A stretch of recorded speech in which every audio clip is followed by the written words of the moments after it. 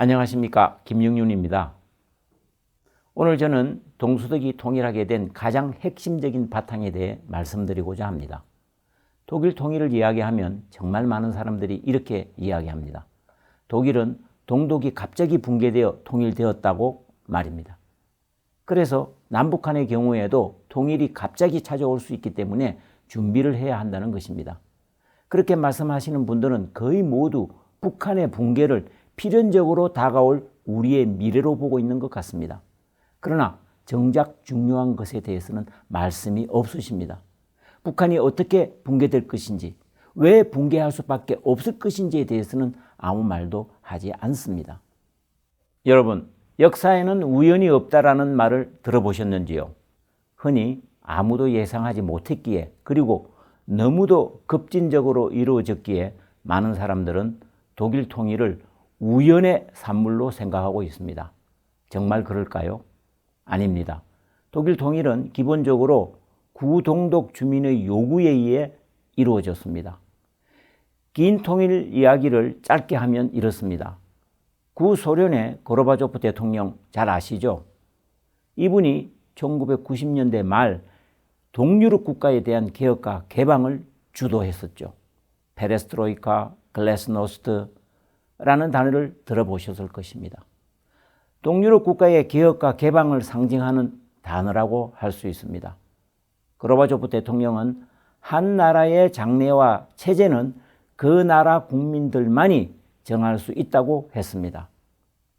동유럽 국가들은 자신들의 운명을 자기 스스로 정해야 한다고 했습니다. 이것이 동유럽 주민들을 거리로 나서게 만들었던 것이죠. 달리 말씀을 드리면 시민혁명을 가져오게 했다고 할 수 있습니다. 흔히들 말하는 신사혁명이라고 하는 벨벳 혁명이 그것이었습니다. 동독 주민들에게도 예외가 아니었죠. 라입지히에 있는 니콜라이 교회로부터 촛불 행진이 일어났습니다. 고르바초프의 개혁과 개방에 대한 이야기를 듣고 우리들은 어떻게 하지? 서로 이야기를 하며 행진을 했습니다. 이 행진이 동독 전 지역에 들불처럼 일어났죠. 한때 동베를린에는 100만 명에 달하는 인파가 운집하기도 했습니다. 그러면서 그들은 동독 정부에 대해 요구했습니다. 가장 강했던 요구가 우리에게 여행의 자유를 달라는 것이었습니다. 동유럽 국가만이 아닌 서독과 서유럽 국가로도 자유롭게 갈 수 있도록 해달라는 것이었습니다. 그러면서 그들은 우리들은 폭도가 아니라 민중이다라고 외쳤습니다. 한번 생각해 보십시오.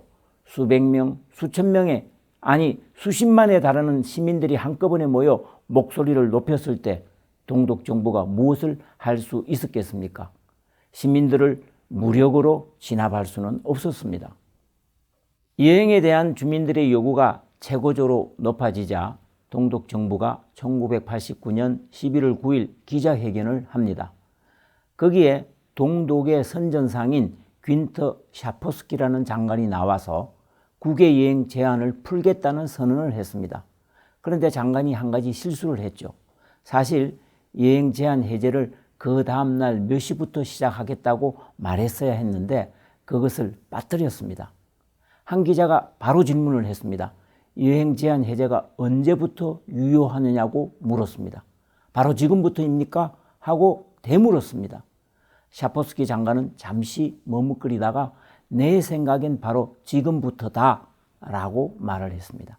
그러자 기자회견을 듣고 있던 종족 주민들이 바로 분단의 상징이었던 브란덴부르크 문으로 달려갔습니다. 수많은 사람들이 본물 터지듯 밀려오는 상황을 동독의 국경 수비대나 경찰들은 막을 도리가 없었습니다. 상부로부터 아무런 지시를 받지 못한 채 서독으로 가는 문을 열 수밖에 없었던 것이죠. 이것이 베를린 장벽을 무너뜨리게 한 결정적인 계기가 되었던 것입니다. 그날 밤 헤아릴 수 없는 많은 사람들이 동베를린에서 서베를린으로 넘어왔다가 다시 되돌아가기도 했습니다. 장벽이 무너져 서독으로 자유롭게 오갈 수 있는 상황이 되자 동독 주민들은 통일을 외치기 시작했습니다. 우리는 한민족이다라는 피켓을 들었습니다. 서독과 통일을 원한다는 것이었죠.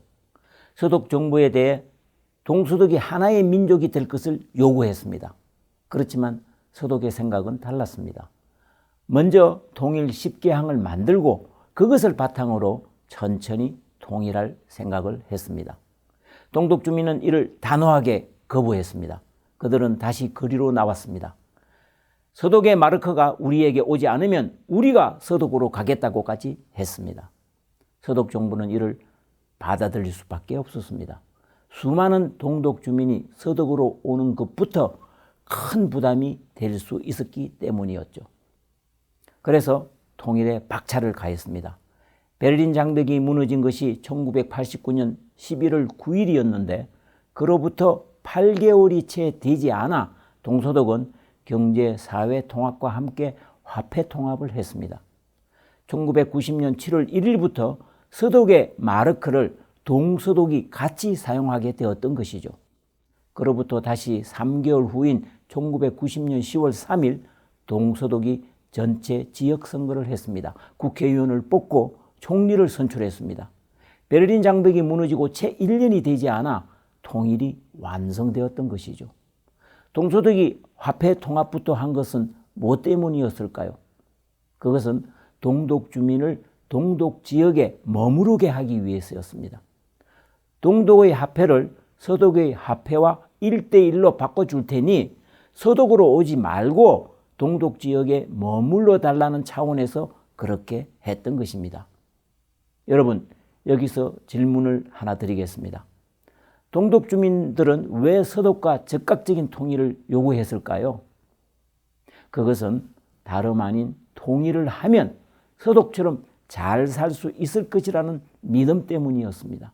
그런 믿음이 동독 주민으로 하여금 거리로 나서게 만들었던 것이죠. 더 중요한 질문이 있습니다. 그런 믿음, 다시 말씀드려 서독과 통일을 하면 잘 살 수 있을 것이라는 믿음은 어디서 생겨났을까요? 우연히 생겼던 것일까요? 아닙니다. 그것은 분단하에서도 부단하게 이루어진 동서독 사이의 교류 협력을 통해 생겨났던 것입니다. 교류 협력을 통해 서독이 자유롭고 잘 산다는 것을 알았기 때문이었습니다. 그래서 통일을 하면 그들도 서독처럼 자유롭고 잘 살 수 있다는 확신을 가질 수 있었기 때문이었죠. 그 확신이 동독 주민들로 하여금 동독이 서독으로 쏙 빨려 들어가는, 그야말로 흔히들 이야기하는 흡수되는 그런 통일을 받아들이게 했던 것입니다. 자유민주주의와 시장경제로의 평화통일, 이것이 동독 주민이 쟁취한 통일의 실체라고 할 수 있죠. 어떤 교류와 협력이 동서독 분단 상황에서 이루어졌을까요? 실로 다양하고 많은 교류와 협력이 있었습니다. 일반인과 학생들의 상호 방문이 이루어지고 도시 간 자매 결연이 이루어졌습니다. 각종 종교대회와 스포츠 교류가 이루어지기도 했고요. 동독 지역의 교통 인프라가 건설되어 동서독 주민이 같이 사용했습니다. 심지어 65세가 넘는 동독 주민들은 얼마든지 서독으로 올 수 있었습니다. 이산가족 상봉은 물론이고 동독의 정치범들도 서독 정부가 인도적 차원에서 비용을 지불하고 데려오기까지 했습니다. 동독 주민들은 서독의 TV를 통해 서독을 실감할 수 있었습니다. 서독 TV 속에 나오는 상품 광고를 보면서 가지고 싶은 마음을 자극받았고 자유로운 토론이 이루어지는 것을 보고 민주화된 서독 사회를 느낄 수 있었죠. 중단 없는 교류 협력이 이루어졌기 때문에 동독 주민들은 결정적인 순간이 왔을 때 모두 서독과 통일하기를 원했던 것입니다. 모두 마음속으로 서독을 동경하며 살았던 것이죠. 서독은 통일을 하려고 시도한 적이 없었습니다. 동독 주민의 내리 속에 잘 사는 서독, 자유로운 서독이 자연스럽게 들어앉게 되었던 것이죠. 그것이 동독 주민에게 통일이라는 선물로 나타났던 것입니다. 여러분이 원하는 통일은 어떤 형태인가요? 자유민주주의, 시장경제로의 평화통일이 아닌가요? 우리나라 헌법 제4조에는 이렇게 쓰여 있습니다. 대한민국은 통일을 지향하며 자유민주적 기본질서에 입각한 평화적 통일 정책을 수립하고 이를 추진한다고 되어 있습니다. 동서독은 바로 이런 통일을 했습니다. 우리의 통일도 바로 그렇게 해야 하는 것이 아닐까요? 그러기 위해서는 지속적인 교류 협력을 통해 북한 주민의 마음을 사야 합니다. 통일은 사람이 하는 것이기 때문입니다. 동서독의 통일이 동독의 붕괴에 의해 이루어진 통일이라고 한다면 그 붕괴를 동독 주민 스스로가 원했다고 할 수 있습니다. 그런 통일에 어떤 우연이 있는 것일까요? 동독 주민의 시민혁명에 의한 독일 통일을 우연의 산물이라고 할 수 없습니다. 교류협력이 가져다준 필연입니다. 동서독의 통일은 바로 교류협력이 준 선물이라는 점 말씀드리면서 이만 마치겠습니다. 감사합니다.